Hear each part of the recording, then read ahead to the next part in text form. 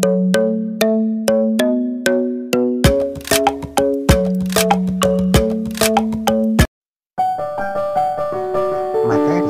Ilmu Pengetahuan Sosial, Guru Bidang Studi Ibu Novaria Boru Ginting, Kelas 8 Energi, Sekolah SMP Negeri 1 Bagan Sinambang.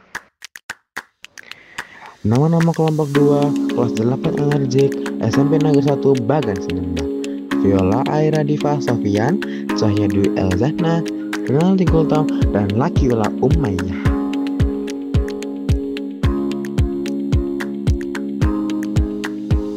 Kerjasama ekonomi internasional.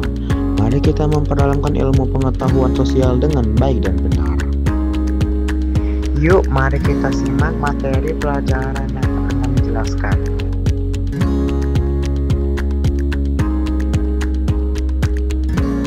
Tujuan dari pembelajaran.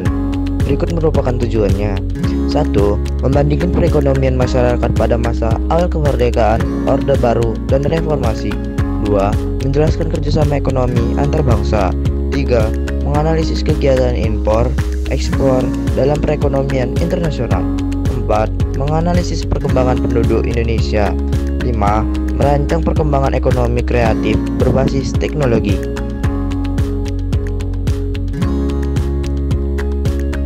1.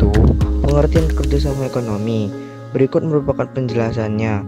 Kerjasama ekonomi antar negara merupakan kerjasama yang dilakukan dalam rangka memenuhi kebutuhan dengan melibatkan negara lain. Kerjasama ekonomi antar negara dapat berlangsung pada beberapa bidang, yaitu bidang perdagangan, bidang teknis, dan bidang keuangan.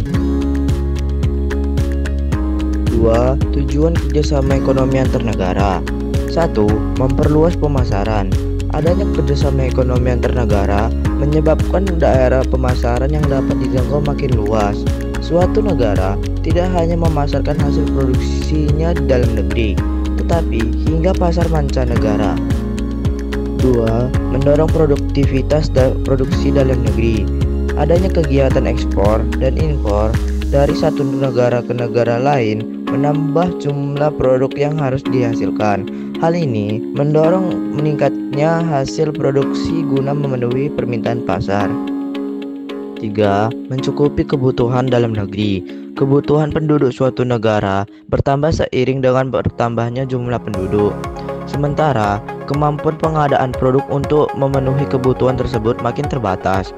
Akibatnya, produk yang diperlukan tidak dapat dihasilkan sepenuhnya oleh negara sendiri, baik karena tidak tersedianya sumber daya alam atau kemampuan teknologi dan kualitas sumber daya manusia yang rendah. 4. Mempercepat pertumbuhan ekonomi.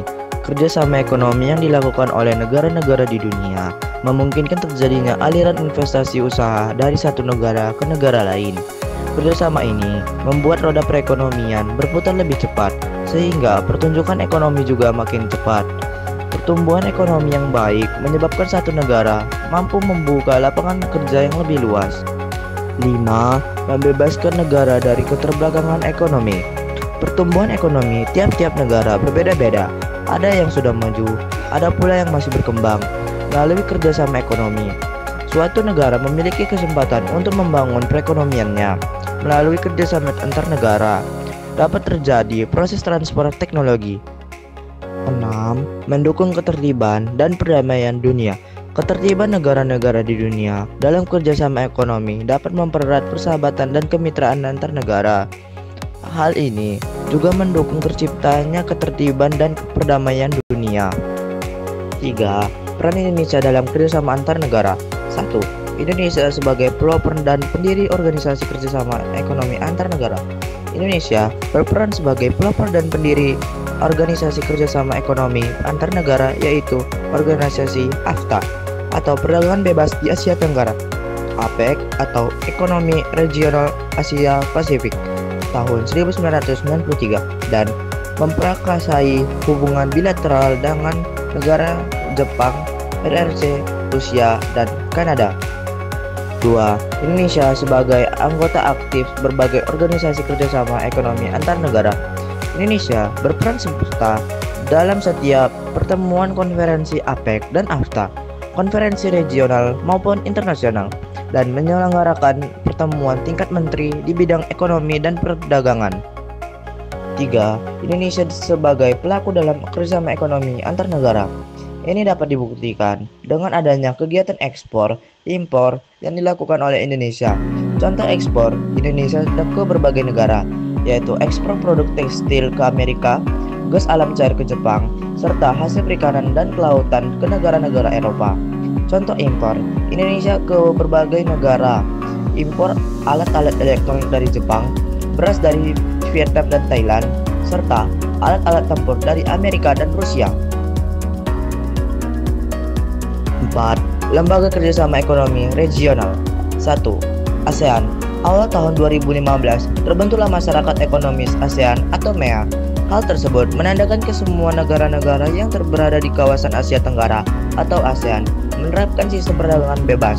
Tujuan utama MEA 2015 adalah ingin menghilangkan secara signifikan hambatan-hambatan kegiatan ekonomi lintas kawasan Asia Tenggara. 2. APEC atau Asia Pacific Economic Cooperation. APEC atau Asia Pacific Economic Cooperation dibentuk di Australia pada tahun 1989. Anggota APEC terdiri atas negara-negara dari benua Asia, Australia, Amerika Utara, dan Amerika Selatan. Tujuan APEC adalah menjalin kerjasama perdagangan, investasi, pariwisata, dan memperkuat perdagangan multilateral bagi Asia Pasifik. 3. ADB atau Asia Development Bank. ADB berputar di Manila, Filipina. Negara yang menjadi anggota ADB terdiri atas negara kawasan Asia Pasifik. Tujuan didirikannya ADB adalah untuk membantu negara-negara Asia yang sedang membangun dan dengan cara memberikan pinjaman lunak, yaitu pinjaman dengan masa pembayaran dalam jangka panjang serta bunga yang rendah. Lembaga Kerjasama Ekonomi Internasional terbagi menjadi dua, yaitu 1. Lembaga Kerjasama Ekonomi Internasional dalam naungan PBB. A. IMF. Dana Moneter Internasional adalah lembaga keuangan internasional di bawah naungan PBB yang didirikan untuk menciptakan stabilitas sistem keuangan internasional. IMF didirikan pada tanggal 27 September 1945. Markas besar IMF terletak di Washington DC, Amerika Serikat. Tujuan IMF adalah memajukan kerjasama internasional dalam bidang ekonomi, keuangan, dan perdagangan, sehingga dapat memperluas kesempatan kerja dan mencapai kemakmuran bersama anggota-anggotanya. B. World Bank. Bank Dunia atau Bank Pembangunan dan Pengembangan Internasional didirikan pada tanggal 27 Desember 1945. Bank Dunia berkerudung di Washington DC, Amerika Serikat. Lembaga ini didirikan untuk memecahkan masalah moneter dan keuangan lainnya. Kegiatan utama Bank Dunia difokuskan untuk membantu proses rekonstruksi bagi negara-negara yang menderita karena Perang Dunia Kedua. Pada perkembangan selanjutnya, bantuan Bank Dunia dialihkan kepada pemberian pinjaman dalam rangka membantu negara-negara berkembang yang menjadi anggota Bank Dunia. C. WTO. Organisasi Perdagangan Dunia atau World Trade Organization adalah organisasi internasional yang bertugas menata dan memfasilitasi lalu lintas perdagangan antar negara serta mengatasi perselisihan perdagangan antar negara. WTO dibentuk pada tahun 1995 sebagai pengganti dari General Agreement on Tariff and Trade atau GATT yang dibubarkan pada tanggal 12 September 1995. D. FAO, Organisasi Pangan dan Pertanian atau Food and Agricultural Organization, didirikan pada tanggal 16 Oktober 1945 di Kanada. Markas besar FAO berada di Roma, Italia. Tujuan didirikannya FAO untuk meningkatkan jumlah dan mutu pangan serta menyelenggarakan persediaan bahan makanan dan produksi agraris internasional. Indonesia sebagai anggota FAO pernah menerima penghargaan atas keberhasilan dalam meningkatkan produksi beras. ILO, Organisasi Perburuan Internasional atau International Labour Organization, merupakan organisasi buruh dunia. ILO memiliki tugas dan tujuan memperbaiki syarat dan kondisi kerja, mengatur standar upah internasional, hak dan kewajiban buruh. UNDP. UNDP atau United Nations Development Program adalah badan PBB yang memberikan sumbangan untuk membiayai program-program pembangunan terutama bagi negara-negara berkembang. UNDP dibentuk pada bulan November 1965. 2. Lembaga Kerjasama Ekonomi Internasional di luar naungan PBB. A. OPEC, Organisasi Negara-Negara Pengekspor Minyak. Tujuan didirikannya yaitu memenuhi kebutuhan minyak dunia dengan prinsip saling menguntungkan, mengatur pemasaran minyak sehingga tidak terjadi persaingan yang tidak sehat sesama anggota OPEC. Namun, pada bulan Mei 2008, Indonesia mengumumkan keluar dari OPEC karena sejak tahun 2003, Indonesia telah menjadi negara importir dan tidak mampu memenuhi kuota produksi yang ditetapkan. B. OECD. OECD merupakan organisasi yang bergerak di bidang kerjasama dan pembangunan. OECD didirikan di Paris pada tahun 1960. Tujuan OECD pada awalnya membantu memajukan produksi, kesempatan kerja, dan pendapatan nasional negara anggotanya. IGGI dan CGI. IGGI merupakan gabungan-gabungan negara industri maju yang dibentuk dengan tujuan memberikan bantuan pinjaman kepada Indonesia dengan syarat lunak. Indonesia menerima bantuan IGGI sejak tahun 1967. CGI dibentuk oleh Bank Dunia atas permintaan Indonesia sebagai pengganti IGGI. Anggota-anggota CGI terdiri atas negara-negara dan lembaga-lembaga internasional yang sebagian besar merupakan mantan anggota IGGI. Tanggal 24 Januari 2007, Indonesia memutuskan membubarkan CGI karena CGI tidak menjadi forum konsultasi perancangan dan pendanaan pembangunan Indonesia. 6. Manfaat kerjasama di bidang ekonomi. 1. Meningkatkan investasi kerjasama yang dilakukan antar negara, khususnya dalam bidang ekonomi, akan semakin menarik minat para investor untuk menanamkan modal dalam sebuah negara. 2. Menciptakan lapangan kerja iklim investasi yang positif, maka akan mampu membuka lapangan pekerjaan baru. Hal tersebut dikarenakan peningkatan investasi mendorong pertumbuhan ekonomi di Indonesia.